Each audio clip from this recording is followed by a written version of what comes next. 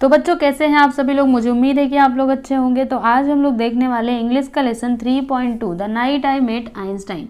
Okay, तो चलो सबसे पहले मैं आप लोगों को बता देती हूँ कि इस वीडियो में हम लोग क्या क्या देखेंगे। तो यहाँ पर देखिएगा, ये आपका लेसन है। यहाँ पे वार्मिंग अप के अंदर कुछ क्वेश्चंस दिए गए, ये देखो।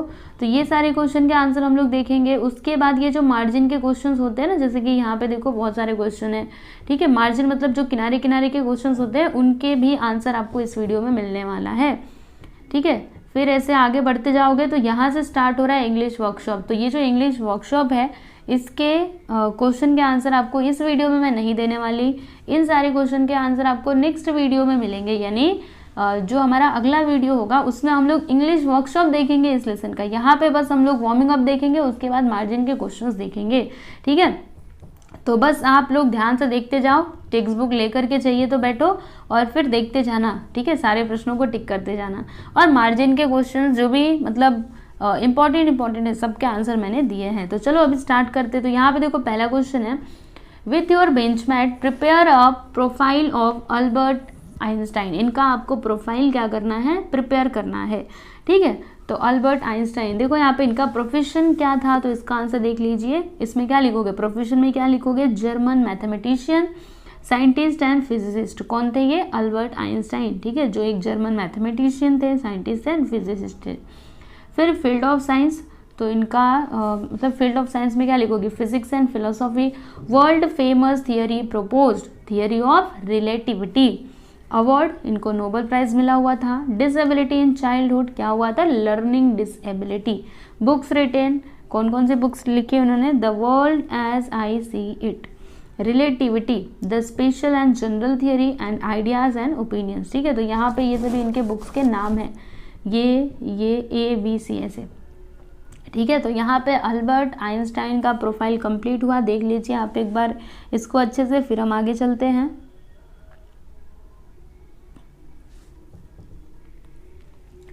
क्वेश्चन नंबर 2, इसमें क्या बोला जा रहा है कि look at the picture of musical instruments and right their names, what the player of the instrument is called and a famous player of the instrument. अब सुनिएगा बच्चों ध्यान से, क्या करना है, जैसे यहाँ पे कुछ इंस्ट्रूमेंट दिए गए ना, जैसे कि ये तबला है, शहनाई है, पियानो है, ड्रम है।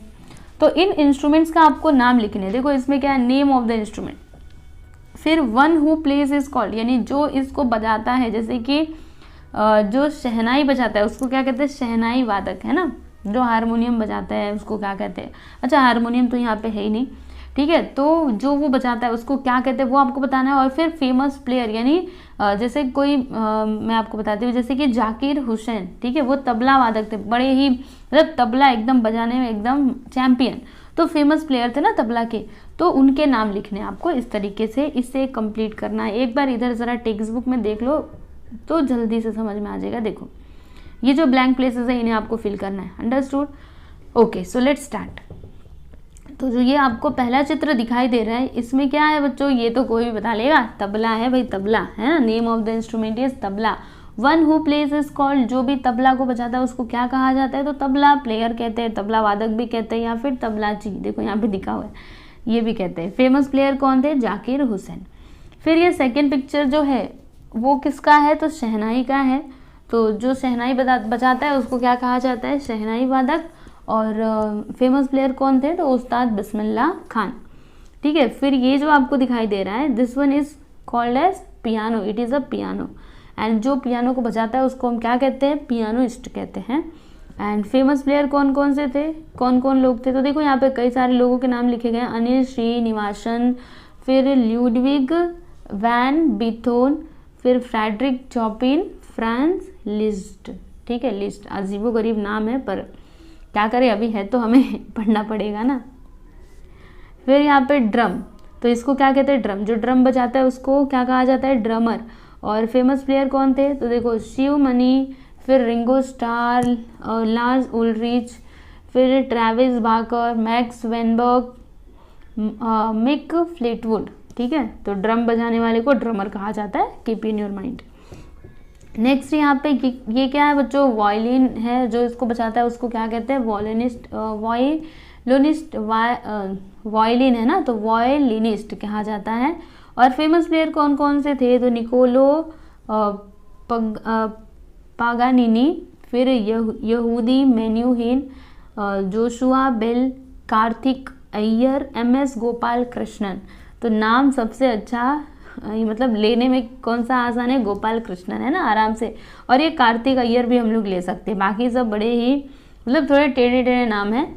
फिर उसके बाद इसको क्या कहते हैं, सितार कहते हैं, और जो सितार बजाता है उसको सितारिस्ट कहते हैं। नाम देख लीजिए फेमस प्लेयर का, तो रविशंकर, बिलावत खान, निखिल बैनर्जी, अनुष्का शंकर, ठीक है। फिर इसको क्या कहते हैं, ट्रम्पेट कहते हैं, जो ट्रम्पेट बजाता है उसको क्या कहते हैं, ट्रम्पेटियर। और फेमस प्लेयर कौन कौन से थे, यहाँ पे देखो भाई नाम लिखा हुआ है, Louis Armstrong, Miles Davis, Fats Navarro, James Morrison, Phil Driscoll, George Banks, Kishore Sodha, ठीक है। तो ये था बच्चों आपका सेकेंड क्वेश्चन का आंसर। आई होप कि आप लोगों को समझ आया ही होगा, है ना। नाम थोड़े टेढ़े टेढ़े हैं पर पढ़ेंगे तो आपको समझ आएगा। चलिए आप स्क्रीनशॉट ले लीजिए जल्दी से, फिर आगे चलते हैं। चलिए आगे का बता देती हूँ। नेक्स्ट है यहाँ पे, ये इसमें क्या बोला जा रहा है कि separate the words in the column they belong to. अब देखो बच्चों आपको क्या करना है, जैसे यहाँ पे म्यूजिक है, common to both arts, dance, ठीक है। तो यहाँ पे कुछ वर्ड्स दिए गए हैं, तो इन्हें क्या करना है, क्लासीफाई करना है कि इसमें से जैसे कोरस कहाँ पे आएगा, तो म्यूजिक में आएगा, ठीक है। उसी प्रकार से आगे जैसे बैलेट, तो बैलेट कहाँ पे आएगा, यहाँ पे आएगा, डांस में आएगा, ठीक है। तो ऐसे करके आपको इन्हें क्लासीफाइड करना है कि कौन से कॉलम में कौन सा वर्ड आएगा। तो म्यूजिक में क्या क्या आएगा, मेलोडी, स्वर, राग, कोरस, सिम्फोनी, सिरेन ट्यून, फिर यहाँ पे कॉयर, कंसर्ट, ठीक है। तो ये सब कुछ इसमें आएगा। फिर कॉमन टू बोथ आर्ट्स, तो इसमें क्या क्या लिखोगे, duet, audience, performance, hip hop, allegro, ठीक है, ऐसे एलिग्रो। डांस में बैलेट लिखोगे, Kathak, salsa, mudra, tango, Odissi, choreography. तो यहाँ पे आपका जो वार्मिंग अप है वो कंप्लीट हुआ है। इसमें तीन ही क्वेश्चन दिए गए थे और तीनों के आंसर मैंने आप लोगों को दे दिए हैं। अब हम लोग मार्जिन के क्वेश्चंस देखेंगे, ठीक है। तो मार्जिन क्वेश्चन में आपका पहला क्वेश्चन है कि what was the entertainment arranged for by the hostage, यानी हॉस्टेज के द्वारा कौन सा मतलब एंटरटेनमेंट अरेंज किया गया था। तो इसका आंसर देख लीजिए, the entertainment arranged for by the hostage was a concert where everyone would listen to a very good pianist, okay. Next question है, what was the writer's reaction to classical music, यानी classical music के प्रति मतलब writer का reaction कैसा था। तो इसका आंसर देख लीजिए, the writer did not understand classical music, मतलब राइटर को समझ नहीं आ रहा था ना क्लासिकल म्यूजिक। थर्ड क्वेश्चन है कि what do you learn from Einstein treatment to the young man, यानी जो आइंस्टाइन का व्यवहार था उस यंग मैन के प्रति, उससे आपने क्या सीखा। तो इसका आंसर देख लीजिए, यहाँ पे लिखा हुआ है कि Einstein was patient and friendly with the narrator, he did not mock him for not being able to understand classical music. Through his actions, Einstein shows that a man only becomes a greater man by helping others rather than showing how mighty he might be. We learn humility and kindness from Einstein. फिर यहाँ पे question number 4 है कि what do you think the comparison between music and arithmetic was a good one in what ways। यहाँ पे पूछा जा रहा है मतलब आप क्या सोचते हो कि म्यूजिक और अर्थमेटिक के बीच का जो कंपेरिजन है, मतलब इसके बारे में आप क्या सोचते हो, ठीक है। क्या ये अच्छी बात है, अच्छी बात थी दोनों के बीच में कंपेयर किया तो इसका आंसर यहाँ पे लिखा हुआ है मैंने, स्टूडेंट्स आप लोग देख लीजिए एक बार। चलो आप लोग है ना स्क्रीनशॉट ले लो और फिर लिखते रहना आराम से।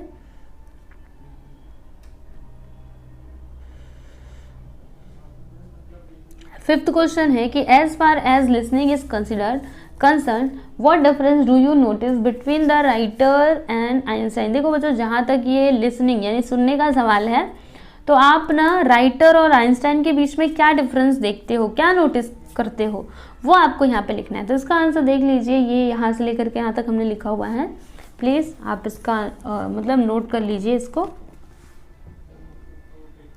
सिक्स्थ क्वेश्चन है कि how did Einstein help the narrator appreciate music, यानी कि जो आइंस्टाइन थे उन्होंने कैसे नैरेटर की हेल्प की टू अप्रिशिएट म्यूजिक। तो इसका आंसर भी यहाँ पे लिखा हुआ है, आप देख सकते हो एकदम साफ साफ सुंदर सुंदर।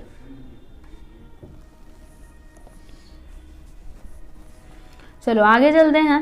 क्वेश्चन नंबर 7 है कि what does the last line tell you about Einstein, यानी जो लास्ट लाइन है वो आइंस्टाइन के बारे में आपको क्या बताता है, तो इसका आंसर देख लीजिए। The last line tells us that Einstein believes in making others understand the joy there is in knowing the beauty that is all around us. Okay, तो यहाँ पे देखो बच्चों मार्जिन के क्वेश्चंस भी खत्म हो चुके हैं। अब बचा क्या है इस लेसन में, इंग्लिश वर्कशॉप, तो वो आपको नेक्स्ट वीडियो में मिल जाएगा, बिल्कुल भी चिंता मत करना। अभी के लिए जितना मैंने सिखाया उतना बस पढ़ते रहो, और नेक्स्ट वीडियो के लिए डिस्क्रिप्शन में दिए गए लिंक पे जरूर क्लिक करना। बाकी तो आपके दूसरे सब्जेक्ट्स हैं, इंग्लिश का तो हो गया ना, मराठी, हिंदी, फिर उसके बाद history, civics, geography, every subject के मैंने क्वेश्चन आंसर बना करके अपने चैनल पे अपलोड किया हुआ है। हर एक की अलग से प्लेलिस्ट भी बनाई है, तो आप लोग जा करके ज़रूर उन सारे वीडियोस को देख लीजिएगा। और उसके बाद एक और बात बताना चाहूँगी कि अगर आपको ये PDF फाइल चाहिए तो आप मेरे टेलीग्राम चैनल को भी ज़रूर ज्वाइन करिएगा, क्योंकि ये सारे PDF फाइल उसी में रहते हैं। ठीक है, चलो बच्चों मिलते हैं नेक्स्ट वीडियो में। Thank you.